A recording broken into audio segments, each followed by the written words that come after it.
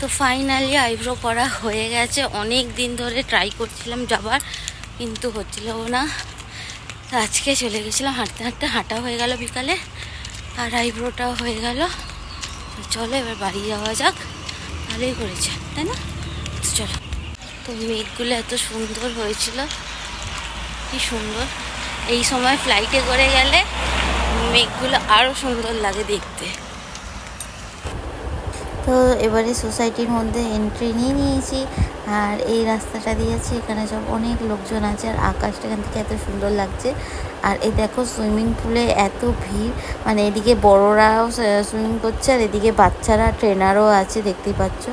আর মায়েরা সব বসে আছে, এখানে ফটোশ্যুটও হচ্ছে। তো দারুণ লাগছে দেখতে, আর এমন সুন্দর ওয়েদার, হাওয়াও ছাড়ছে, আর বাচ্চারা সাঁতার কাটছে।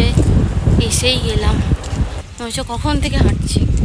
আর এদিকে আকাশটা দেখো কি দারুণ লাগছে, আর এদিকে এত সুন্দর ওয়েদার, আকাশটাও এত সুন্দর হয়ে আছে, মানে দারুণ লাগছে। আর হাওয়া তো মানে মারাত্মক দিচ্ছে, আর দেখতেই পাচ্ছে পুরো গ্রিনারি, দারুণ লাগছে। আর এখানে সবাই ফটোশ্যুটও করছে। এই যে এখানে একটা বাচ্চার ফটোশ্যুট হচ্ছিল, আর এই দেখো হাওয়া দিচ্ছে, আমার চুল টুল এদিক ওদিক হয়ে যাচ্ছে, আর এতটাই হাওয়া দিচ্ছে।